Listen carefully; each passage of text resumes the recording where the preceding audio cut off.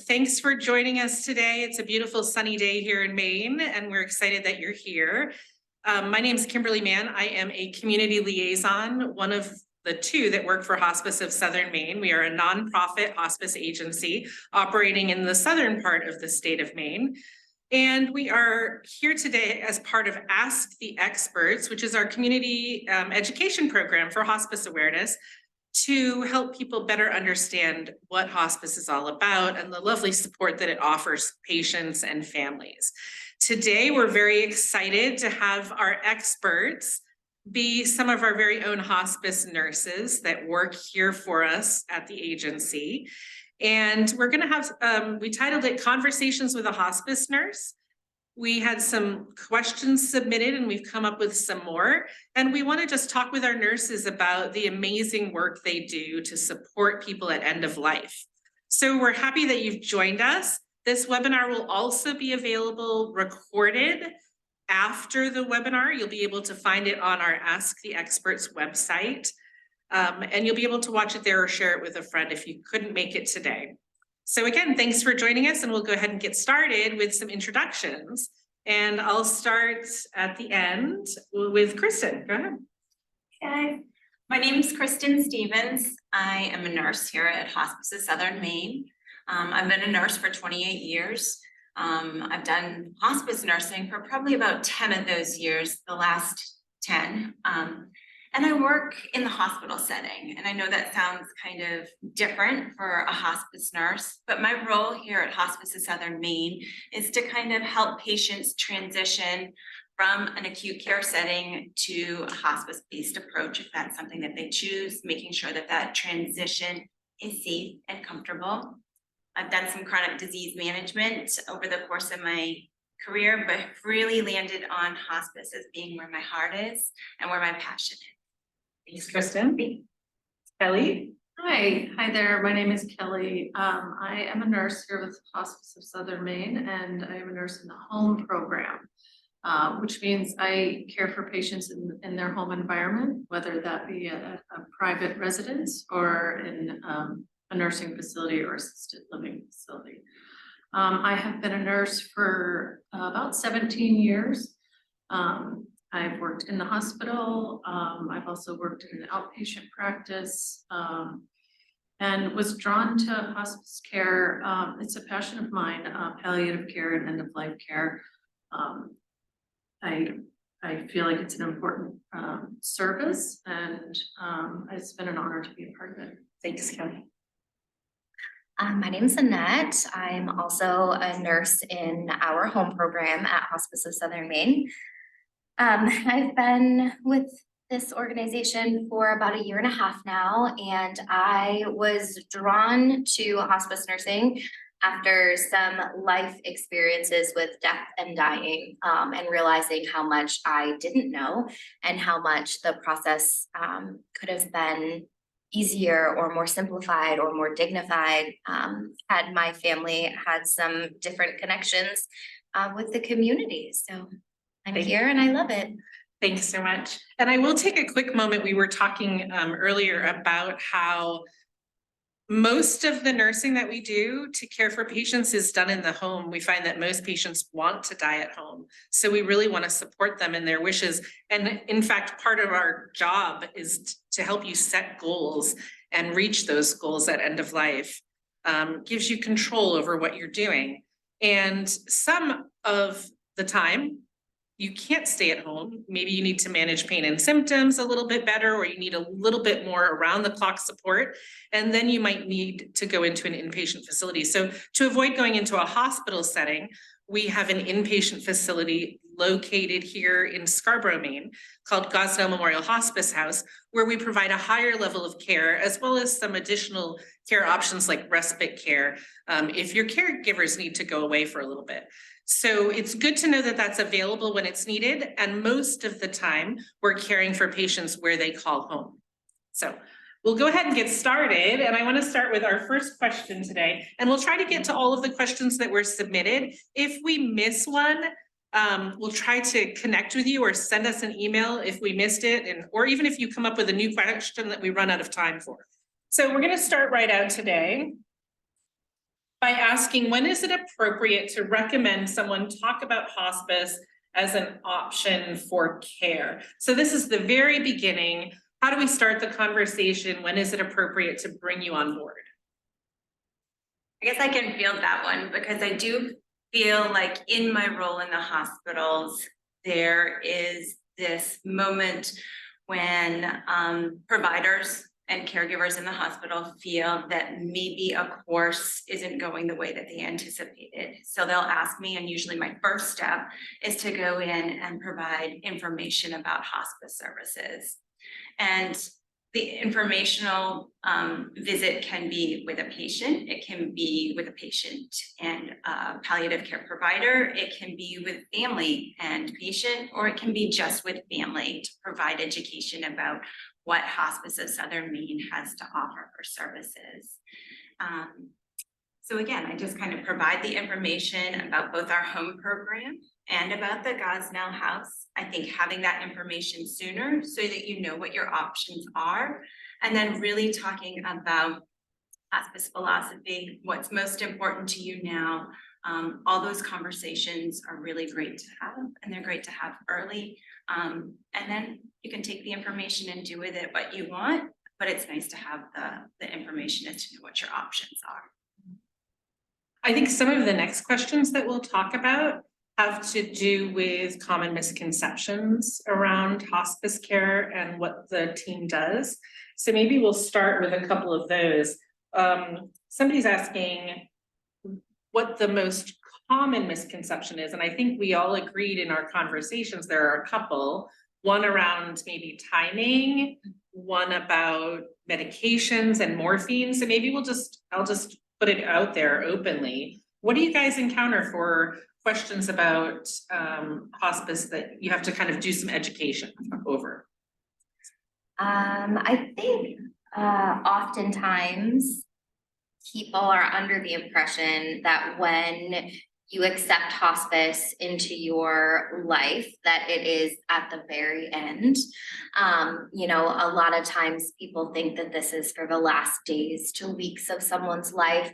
And so sometimes bringing in a hospice team early can feel like we're throwing in the towel or, you know, giving up. And that's a pretty major, I don't want to say issue, but conversation that I like to have with people, that there really isn't a thing that I would consider too early. The earlier you have a hospice team involved, the more you can get to know them, you can establish trust and a relationship, and nothing's final. I think we spent some time talking about that too, that if it doesn't feel like it's the right fit or the timing doesn't quite track, you can come off hospice just like you enrolled in hospice. Yeah, I think that's one that I deal with a lot. And what about medications, morphine? In Taking terms of control of those, misconceptions, yeah. That's a big question.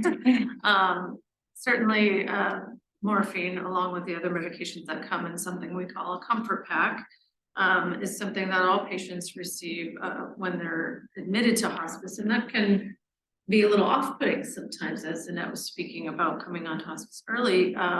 Those may not be needed, and so having them in your home can seem odd. But we use those medications for symptom management. There is a lot of misconception around those big scary medications, and we do a lot of educating around that. Some of the questions are, you know, when do you know when you should use it? Another big one I'm sure you'll agree with is being addicted to any of these medications. So we spend a lot of time with folks, you know, educating about the individual medications and how to use those. What do you tell people who ask about addiction? I imagine you have a fairly straightforward answer, but. Yeah, I mean, there is a straightforward answer, there's a longer answer. Yeah. I think one of the most important things is to keep the conversation to, I guess, is a way to say it, that we are addressing symptoms, right? So the medications are intended to treat particular symptoms. Right. And the medications that we use at least initially, and in most cases in very small doses. So trying to allay any fears about addiction is an important, important and common thing that I find myself doing as a nurse. Yeah, I agree. I think morphine has gotten a really bad rap for a lot of reasons. But just like any medication, when it's used appropriately, it has numerous benefits, especially for a patient on hospice. It's wonderful for pain control. It's really great at helping somebody who's having a hard time breathing and shortness of breath. And so like Kelly said, I think education is really important. And then creating a safe space where my families and my patients can be honest and say, this is something that I'm worried about. And another benefit of coming on early and having those goals of care conversations is that we've got time to work through this as a unit to figure out if we're gonna go the morphine route or if it's really like a hard stop for some people. There are other ways that we can help manage symptoms, but we have to have those conversations first in order to know. You bring up a good subject about one of the benefits when people feel like the pain is a significant issue for them and they're reluctant to even consider hospice. They're looking for things that they can control. And I know that our team really helps them come in, bring what they can control into focus. So maybe you want to talk a little bit about the team, what it is you can control, how you help them. I can speak, I guess, a little bit to the hospice team. And having those conversations, when I start talking to patients about hospice services, a lot of times they will say, I'm hoping that I'm gonna get better. I'm hoping that this treatment will be curative. I'm hoping that being in the hospital, I'll return to my prior level of function. And unfortunately, because it doesn't always happen that way. And so I, a lot of times, have these wish, worry, wonder statements that I use with patients where I just acknowledge what their wishes are. Their wishes to get better, the wishes to be cured. And I wish that for them too. And then just sharing my worry is that given the trajectory that they're on, given the multiple complications that they've had with their medical course or the multiple hospitalizations, that might not happen. And then wonder what their thoughts would be for the next steps and what would the next best thing be if curative wasn't able to happen. I imagine that's really reassuring, and it helps them sort of know that you're on their side, that we're here to help, and that we can help them set what goals they can, and that help them achieve those goals, right? Exactly. And the other thing I'd like to point out too, and that you guys probably are reluctant to say, but you're the experts to really help with managing pain and symptoms, and that you really know how to do that well. If someone doesn't want to be in pain at end of life, you can really help them with that. There are ways that you can assure them they won't have to be in pain, that you'll help them through that journey. And I'm sure people worry about that as well.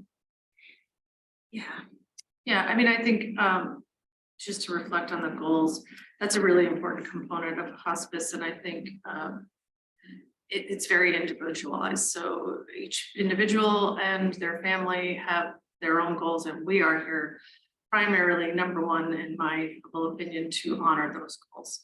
So the hospice team in the home program is made up of nurses, also social workers, chaplains, and aides. And all of us together work to do exactly that and help patients and their families with their goals and their wishes. And pain is absolutely a part of that, unfortunately, with so many people, but that is also very individualized in terms of what pain is for people and what their tolerance of pain is, and what pain management means for each individual. And we are here to support them through that. Certainly managing pain. If someone does not want to be in pain and is, yes, we are very well equipped to help folks not experience pain. But also balancing, as we touched on, if morphine or other medications are a hard stop for folks, you know, we support that as well and work with them to find other ways to manage pain and other symptoms. I think it's exploring Yeah. what that barrier is, like kind of having that conversation about what has your experience been with using medications? What is your biggest fear if you do start needing those medications? And then again, just providing that education, having that open and honest communication, I think can be really helpful in exploring what, you know, what the concerns are, and then that helps us address.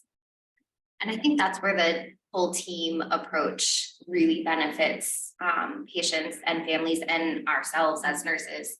Having a social worker in there to help address some of those fears, because they're not always clinical, and getting a chaplain in there because pain can be existential. And so, you know, like Kristen said, like what is the root of this concern that we're having, and who do we have available as part of our unit to help address that? We also have lovely volunteers as part of the That's a team. huge part of the team. Yes, yeah. That's right. One of the common questions you've told me that you get is, how much time do I have left? How do you handle that question? Sorry. You're good. I was gonna say it is a common question, and I think, you know, most of us can relate to that question. You know, one's experience with death is different from individual to individual, whether they've had deaths of loved ones in their lives or not, and therefore their experience with death can range widely. So many of our patients and families come in really not knowing what does that look like and what is the timeline. It is a very individualized process, so that that can be a very hard question to answer, quite honestly. And helping folks to understand that, and also using, as you said, our expertise to help you know, point out things that we're seeing and speak to the dying process. It is, as I just said, very individual. So not very often the two are similar, right? Yeah. So, And it's not linear either, No. you know, you have these things that you expect to see. And maybe somebody skips the first 5 Yeah. and jumps right to the end, and we're all like, wow, you know, that came on quickly. Or maybe somebody has a really prolonged period of some of the first few things that we would see. And so I think it's just helping families and caregivers see what the symptoms are, talk about how we're feeling, and then anticipate what other symptoms might be coming along. And I think we do a really good job as an organization about providing some written resources. I'm thinking of like the blue book that comes in the hospice folder, because, you know, we spend a lot of time educating families on signs and symptoms at end of life, but when we leave, how much of that was retained? What if they want to share that, you know, with their friends or their support group? So I think having some written material can also help alleviate some of those fears, but there's Because no it's- crystal ball. yeah, right? it's not instinctual for us to know No. what the dying process is. No. Culturally, we don't tend to talk about it very much. And so how much we ponder it or understand it's limited for most folks. So that education is part. And speaking of understanding, a question came in about, how is it different to deal with patients who have cognitive impairments coming on hospice? And what are the things that you need to do differently? Anyone want to take that one? I can take that on. You know, I think hospice in general, we treat the whole family. I think there are caregivers and loved ones, and especially important are the caregivers for patients that have cognitive deficits. We treat patients, we monitor, we assess for external signs or symptoms of pain. If someone's not able to articulate those because of a cognitive deficit, we look for restlessness and agitation. And so our experience in every visit that a nurse does is assessing and laying eyes on a patient and monitoring for those signs and symptoms. the other piece is listening to families. Families know patients best. They know when there's a change in condition. They know if they're not sleeping at night, which can be indicative of pain or restlessness. So I think patients that have cognitive deficits, and to the extent of which the cognitive deficit is, I think there is a piece where you can have really simple, straightforward conversations with patients if the cognitive impairment is not severe in nature. But really trying to involve family and having them be like patients as well, provide education, teaching, anticipatory symptoms that may occur. And I think that leads nicely into the questions that we got about kind of both sides. What do you do if the family or the caregivers or the loved ones that are around the patient aren't willing to accept that this is end of life, that this is hospice appropriate timing? And then on the other side, what do you do if the patient really isn't ready to give up? How do you handle those sorts of situations as a nurse? Oh, so that I love to like reframe the question or the concern and try to remind people that we're not giving up. Because implying that someone's giving up puts a lot of the responsibility on them as an individual in a time where they're already dealing with something pretty heavy. And so I think just providing some safe spaces for them to talk about what their concerns are, what their goals are, and remind people that just because, again, you're on hospice now doesn't mean you have to stay on hospice, or you're in the hospital and Kristen comes in and you decide it's not the right time today, doesn't mean that tomorrow it's off the table. Right. So I try not to use the term giving up because we're just taking charge in a different light. You're controlling your symptoms and you're controlling how you want to spend your last days. And then we do though run into roadblocks where there are people who are just really not open to hospice for a variety of reasons. And it can cause an interesting family dynamic when half of the family is really on board and supportive, and then half of the family is really kind of standing in the shadows, feeling like this wasn't the right decision. So trying to unite everybody for a common goal, which is their loved one, right? And so that's the reason why we're there. But you can't fix everything. And sometimes as nurses, that can be really challenging to step back and be like, okay, this family is going to feel the way they're going to feel, but as long as I'm coming in every day and I'm providing care for this patient in the way that this patient wants it, that has to be enough sometimes. Yeah. I think support is a big part of what we do. Meeting people where they are, listening, accepting where people are, whatever that looks like, whatever that means, and then supporting them through that. Because to Annette's point, it changes and shifts over time, right? Level of acceptance for what is and what's coming. And whatever spectrum a patient or family is on, we support that. So whether it's remaining on hospice, whether it's coming off hospice, we're here, as I said in the beginning, to support patients, their families, and goals. And you mentioned earlier, when things get elevated and maybe there's a situation where people are inclined to panic, the benefit of having a hospice around them, you were talking about earlier, Kelly, is eliminating that sort of emergency and changing how it's framed. Do you want to talk a little bit about that? I think Annette was the one that spoke to the emergency piece, but for me, I see a large part of what we do, or the whole hospice team, what we do is provide a reassuring presence. And so remaining calm in how we project, I think, families can kind of look to us for a lead in that area, and remaining calm and not taking on a situation as a panicked moment is kind of an important role for us. And we can project that and help families. But then again, it comes back to listening and kind of meeting people where they are, because it's important to validate, right? If somebody is feeling panicked and feeling like there's an emergency at hand, that's important to validate as well. one question came in specifically about what are the things you do when you're with a patient to help make it a quiet place, a quiet space?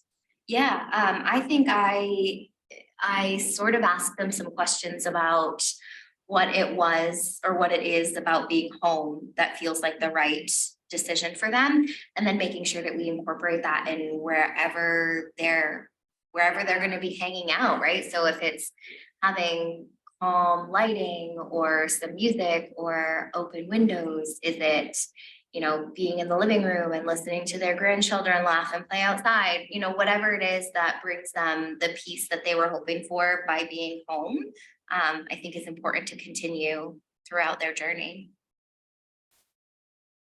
I'm going to move a little bit into questions about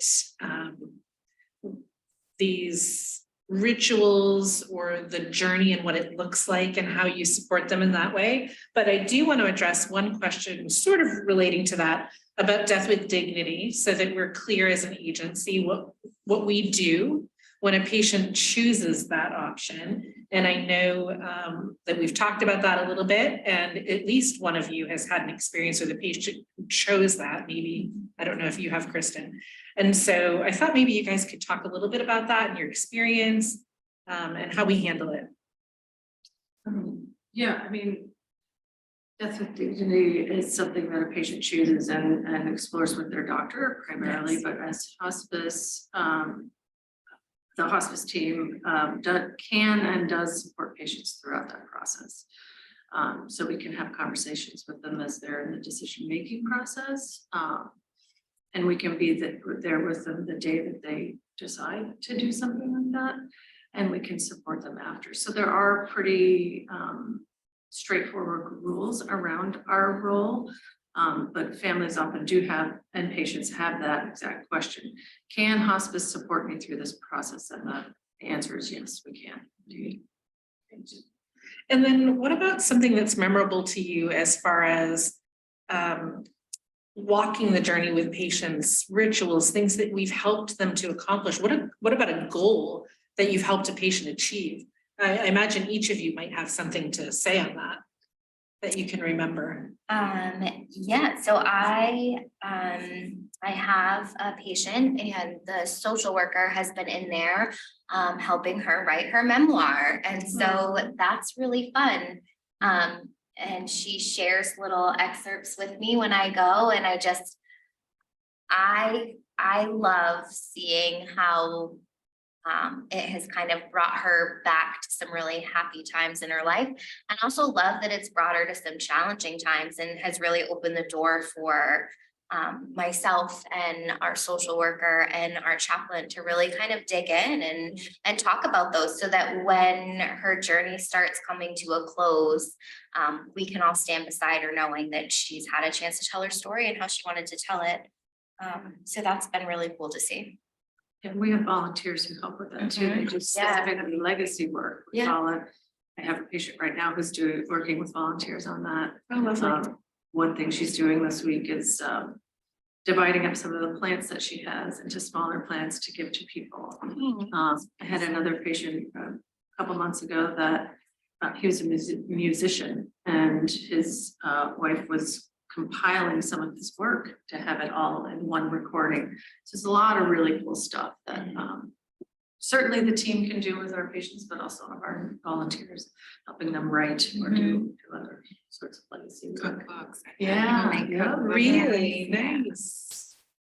Things that you wouldn't expect a hospice nurse would be involved in, right? But that you do. It's just another part of that really comprehensive care that you provide, and somewhat unexpected, right? Things that you might not anticipate.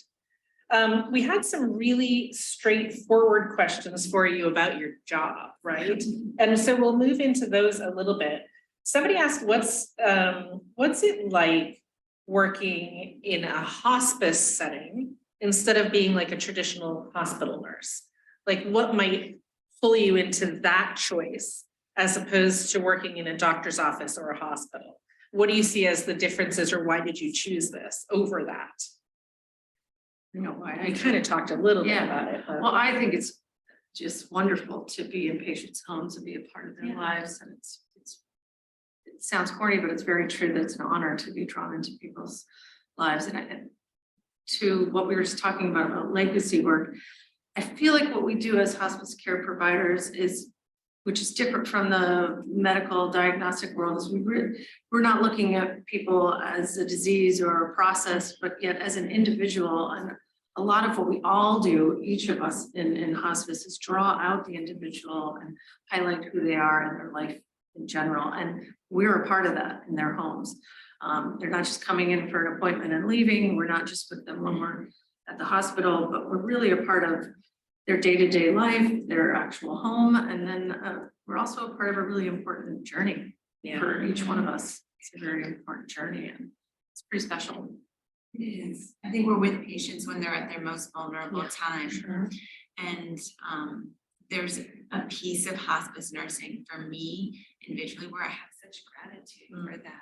It's taught me a lot about how to be a good mom and how to be a good wife and how to be a good daughter and what's most important. What are the things that I can leave behind?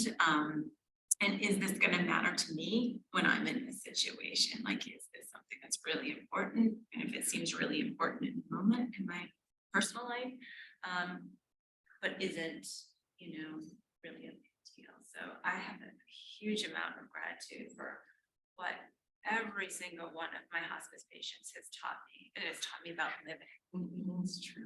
Yeah, interesting. I feel the same way. I'm like, Very much. amazing that end of life work has taught me so much about life work, right? Like everything I do now, I do with intention. And I owe that to our families for letting us in. Absolutely. Yeah. That's nice. Yeah, we all, every day our work reminds us of the fragility of life, and that it is temporary. And so here and now is very important. Yeah. Right? Here's a question about the loss. And I know that you're often, when you meet someone or you introduce yourself, you meet a new friend even, or you're shopping at the grocery store, someone asks you, what do you do for work? And you tell them what you do. And I imagine you get the same response, right? Oh, that must be really difficult, really hard work. And there are hard parts of the job. And so I want to talk just a little bit about how do you cope with the constant loss of patients? And what was it like when you lost your first hospice patient? And then how do you manage passion fatigue? Because you're all such compassionate, empathetic people. How do you keep that going and sustain it through all of your work? Because this is a very demanding job. You guys carry significant patient loads. And you're very busy and it's really important and full work. So I want to talk a little bit about those. Maybe you can talk a little bit about how do you personally do it? How are you supported here through Hospice of Southern Maine? And how do you keep going? I can answer. I'd love to hear. Yeah, all of you. I'd love to hear from all of you Yeah, too. for sure. I mean, every nursing job I've ever had has been challenging and difficult. And so there's that piece. But yes, you're right. This is deep work that we do. And we build relationships and are involved in a painful part of life with folks. You were kind of speaking to this, Kristen, that it really has enriched me. And I feel like it took some time for me personally as a hospice nurse to learn how to handle the compassion fatigue and where to put the loss that we do also feel. But in the end, I do very much recognize that this is a part for every human being walking this earth that we will all have to face, and learning through our patients and our families. As you said, Kristen, I have a lot of gratitude for that. Yeah, and just appreciating every moment that you have. I guess that's one way, at least, that I try to manage the loss. I think we go into this knowing that we're not going to change the outcome, that our patients are going to die, that's what's going to happen. Right. But what we can impact, and what I think about every day, is I can release suffering. I can make sure that whatever time it is, that somebody has left is comfortable, is peaceful, families are getting what they need. And so when the goal becomes different, the goal is the relief of suffering, I think it empowers you, it gives you strength, it fortifies you, it gives me purpose in the work that I do. So and also there's an amazing team of people that are around me. So like when I have that hard day, I can always call up one of my coworkers or my supervisor or whomever, my medical director, and just say like, this is tough and I'm struggling today. And this is what's going on with me. And I have never come across anybody that's not open to having that conversation and helping support me in that. Yeah, I lean on my team a lot as well. When I'm really feeling the loss, I mean, I feel each one every time. But there are some of them that, you know, really weigh on me, whether it's because I can see my family in this family, or I was just drawn in and have like fallen in love with these people and this life. But I think my team and again, my supervisor, I've never had a day where I felt like there was no one around. And it's kind of humbling to be part of an organization where everybody is feeling the way that I feel.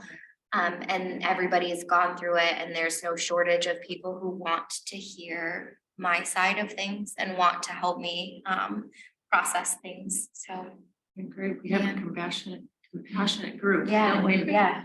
And that actually is a good point to mention that you as employees have access to speak with our bereavement counselors, our grief, access to grief support, just like the community does, our patients and families do, anybody. Yeah, I've actually accessed our bereavement. Have you? Support. I have, Yeah. yeah, and I'm glad that I have, because I can speak to that personal Yes. experience with my family. So I'm always very encouraging of, even if it's a one-time conversation, I think there's a great benefit to, I mean, I have family and friends who are very helpful, whom I reached out to and shared with, but there's something different about someone outside of that circle to talk to, and especially with somebody with expertise, if you will, in the area of grief and bereavement, I found really helpful. So yeah, I always encourage my patient, patients' Some families too. after a patient dies, someone has asked, is it okay for you to connect it with them in the form of sending a condolence card if you were so moved? And I just want to directly answer that specifically, because I think you all agree, absolutely, whatever works, right? Yeah. As an agency, we send condolence cards to all of our patients' families. And I know that, like you were saying, some of the patients you fall in love with and their families, and you can do what you feel is appropriate in the time, right? Yeah, and I don't know that our patients and families necessarily realize how much they impact us, because as we were talking about earlier, I carry a piece of really every patient I've ever had with me. Think of them all the time and feel a deep gratitude. They've been a part of it. They still are, yeah. I think we've covered a lot, so I'm going to close. Is it about time to close? Yeah. I want to close with this question for you to consider, and I'd love for each of you to fill it in or to fill it in together. Every day isn't easy, but every day is. And think of that as in your hospice nursing career. How would you fill in that blank? Every day isn't easy, but every day is. Filled with gratitude. Filled with gratitude. I love that. Purposeful. Oh, yeah. I find purpose every day in this work. No, you can say many. We can say Humbling, many. we talked about that earlier. Oh, It's very yeah. humbling for me to have the fragility of life and the like journey that we are all on, and then honored. I just feel really honored to be a part of this with so many folks out there. I was really surprised and I mentioned this to you earlier, that someone could say it's a privilege to do this work. I love that. Yeah. And I feel it now. Certainly I'm not a direct caregiver, but I think this is such valuable work, and it does feel like a privilege to be involved with people's care at end of life. Great. Yeah. I mean, it's just to what Kristen said, like, this is one of the hardest things that families are going through, and the fact that they've opened not only their home, but their hearts to us is incredible. Very special. Yeah. I will ask my colleague on the side if there were any questions that came in the chat. If there's anything that you want to send in, you can. I'll also mention that you can email us at the askhospiceexperts.org website. There's a place where you can connect with us if you have additional questions. But we thank you so much for joining us today. It's been a privilege to talk with these lovely nurses and to hear from their side what it's like to be a hospice nurse. And we wish you all a wonderful, lovely rest of your day. Thanks. Bye-bye. Bye.